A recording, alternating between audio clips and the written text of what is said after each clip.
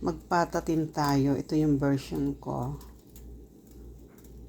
Nilagyan ko ng Sprite, pineapple juice, saka yung laman ng pinya, sinama ko na rin dyan.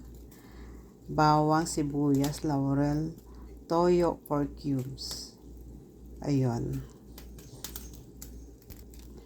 Wala siyang tubig.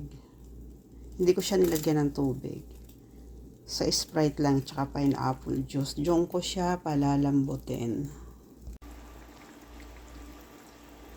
Malambot na siya, pero mas maganda, mas malambot pa yung naghihiwa-hiwalay na sa kalambutan. Malambot at luto na ang ating patatim. Ayan yung ating baon. Ayan. Tinanggalan ko na ng buto kasi mahirap doong magtanggal-tanggal pa. Matagal.